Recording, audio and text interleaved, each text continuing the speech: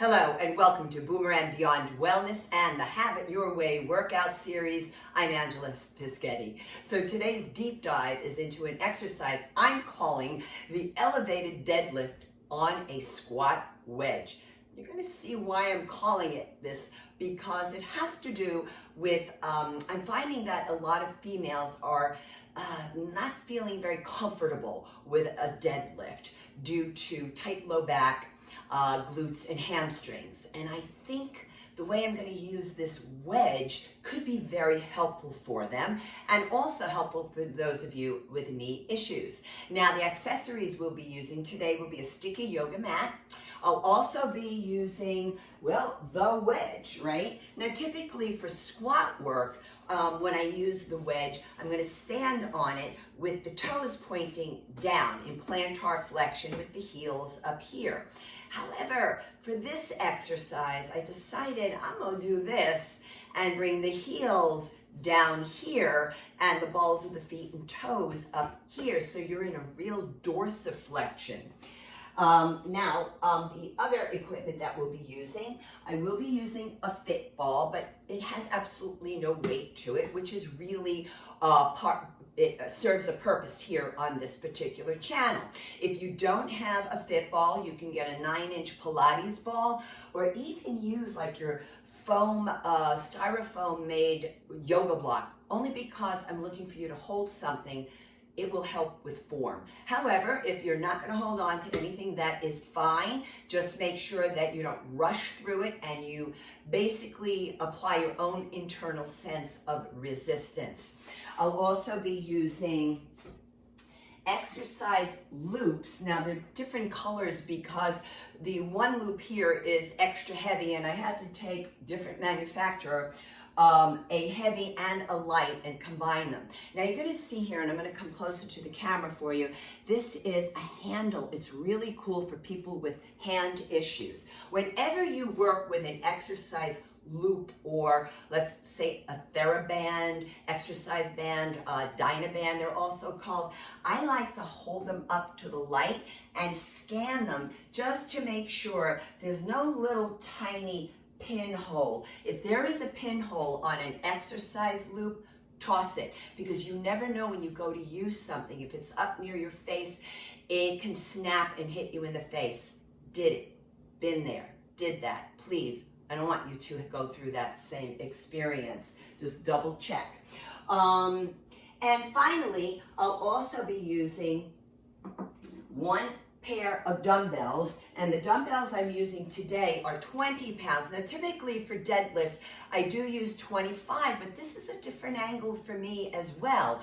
So in the spirit of wanting to not get injured, I just took the weight down just a little bit. Now, we're going to move right into the precautionary measures and medical disclaimers. And I'm going to say one thing flat out, general statement. If you have any chronic health concerns at all, please do not participate right away with the video. I'd like you to observe the video and look for what you can do. However, after observing, if you're not sure, then I would invite a medical healthcare practitioner who knows your body best to preview it as well and help you make an informed decision.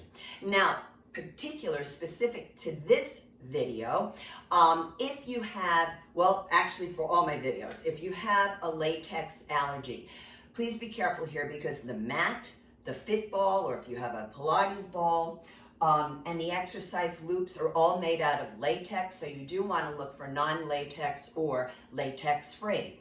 Also, if you've been told for any back spine issue to not forward flex, to not flex the spine, to not bend down to pick up something, and especially something weighted.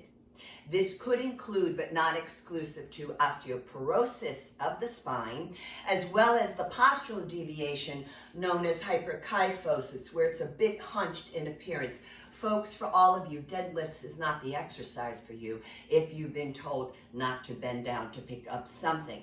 However, I have many other squats on the channel, and I show also how to use the wall for support for those of you who really need to make sure that you're not flexing the spine at all. So search there, there's plenty there for you, but this these deadlifts would not be appropriate. Also, if you are medicated or not for hypertension, you have vertigo or GERD, I need you to keep your chin, your head, neutral. You don't want to forward flex the cervical spine of the neck. You don't want to do that. Now, having said this, folks, I've noticed when I do live Zooms that sometimes in the gallery, I see people looking down and working out with me. And I realize that's because that's where their device is. It's on the floor. Please, especially if you have neck issues, arthritis, etc., please make sure that your device is up at eye level, because oftentimes, and I've heard it, people were blaming the exercise. It's the position. You need to keep your head neutral. And finally, if you have any vestibular challenges with your balance, number one, I'm going to say something here. Never work out solo. Always have a companion with you. You might have an issue on the wedge. Maybe yes, maybe no. So no need to get up on the wedge. Do it with your feet flat on the floor. You can also choose to hold on to a wall. But again, never exercise on your own when you have balance issues. Now, why the wedge and why heels lower in this case as opposed to when you do the squat? Well, I'm finding that very much it helps execute the hip hinge that is imperative when you execute a deadlift. And so, as I said before, tight low back, tight glute, tight hamstrings. They get a little bit of an extra lengthening here by having the feet in dorsiflexion, and you actually can get better sense of pulling the hips back as opposed to rounding the back to get down there. Now, this particular exercise, all deadlifts, actually will help with the ability, like we said in the beginning, to be able to bend down, pick up something, and get up without issue. This is what I'm looking to help you with your activities of daily living, because this exercise absolutely is a compound movement, meaning you're working multiple large muscles and multiple joints simultaneously. And these type of movements, compound movements, absolutely enhance and contribute to activities of daily living.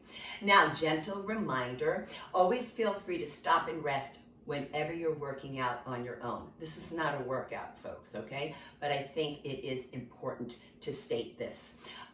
Just stop, take a couple of breaths, and then return to the work. Don't quit. Return to the work, even if it's just one more repetition, because this is how you will get stronger. Also, always make sure you keep yourselves properly hydrated with water while you're training. However, if you do have some issues, like with your bladder or your kidneys, and you have been advised to not drink a lot of water, please follow that advice, especially if it's coming from your medical doctor. Now, on the channel, look for, it's pinned right at the top of the channel, I have a warm-up and a cool-down video there. One video where you can interchange the movements. The reason why I recorded it is because it is important for those of us 55 years and above to warm up for a solid 10 minutes prior to any workout. And also in the community tab, look for the rating of perceived exertion chart, RPE for short. And this is a 0 through 10 subjective scale by Borg, B-O-R-G. And it could be a very helpful tool for those of you who are on a pacemaker or are taking certain medications like beta blockers, or maybe you just don't know how to take your own exercise training heart rate. It is advised for the viewers and subscribers to my channel to work out at an RPE between 3 and 6. So what are we going to do here today with this elevated deadlift on a squat wedge? So what we're going to do is one set, and a set is a group of 8 to 15 repetitions. We will definitely be doing 15 repetitions today, folks. We're going to break down the exercise 3 ways. The first way will either be with not holding on to anything without any external resistance, or I'll be using the fit ball for 5 repetitions on the wedge, of course. Then the second 5 repetitions will be with the exercise loops, and the final 5 will be with the 20-pound weights. So let's begin here in an athletic ready stance, just lining up the toes in the same line as each other. Now bring your hands to the high hip bone called the iliac crest. Place the hands to the inside, fingers pointing straight down, not in. And we're gonna line up, traveling down to the knees, down to the ankles, all in the same line as each other, turning to the side here. We wanna make sure, especially the females, that you want to avoid this. It's kind of tipping your pelvis forward. It's called an anterior pelvic tilt. We don't want to do this. What we actually want to do is a subtle posterior pelvic tuck, also a pelvic tilt, and that's your athletic ready stance. So let me grab the wedge. I'm going to face the side for the first approach here with the fit ball. Want to make sure that's fully in your view. Let me back her up just a little bit. Okay, so grabbing the ball. Now, the ball will have a plug on it. Just make sure it doesn't poke into your skin. You come on up here, and I'm going to place the ball in front of me. Shoulders are lifted, and then back and down. Puff up the chest, and it's not a squat, it's a hip hinge. Exhale up, pelvic tuck squeeze at the top. It's a subtle, tiny hip thrust. Inhaling, exhaling on the effort to come up. When you come up, you pause at the peak of the contraction, right there. All the breath is in and out through the nose. Last one, exhale up, pause. It's really nice for the lengthening of that the posterior extensor chain of the body. Now I'm going to face you here with the exercise loops. And when you work with the loops, what you want to make sure is that the loops are underneath the arches of your shoes, basically to guarantee that you don't slide out. Here we go, underneath that arch. And bear with me a second, let me just turn that, okay. And let's get that in place. Come on, kids. Sometimes they act up and start twisty-turny, but I'll get it. Here we go. Okay. So underneath the arches, feet are even, knees are soft, looking out in front, and take it up, pelvic tuck squeeze. I have to tell you something. This is so challenging. With the exercise loops, it's fabulous.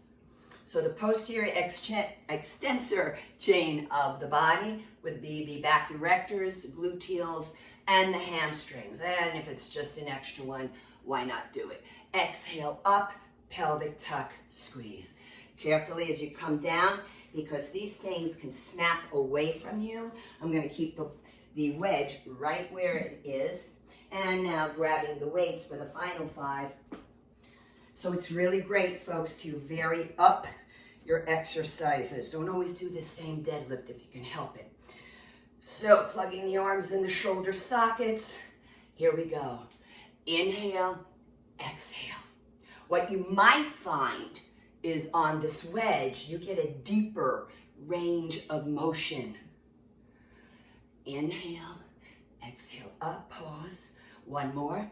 Let's do an extra one. Just it feels great. And I'm going to back off, careful. Setting these down. And that's what we have for you today here, folks, at Boomer and Beyond Wellness. And if you would like to subscribe to my monthly newsletter, please go to my website, which is boomerandbeyondwellness.com, and just look for the subscription tab. And the newsletter will arrive monthly, and you will receive a thank you gift, which is a workout video that I designed exclusively for newsletter subscribers. and thank you for your consideration of that. And also to please subscribe to the channel, share the videos, give it a kind comment, and perhaps hit that notification bell as well. So until next time, eat your greens, eat your beans, drink your water, and be well. Thank you.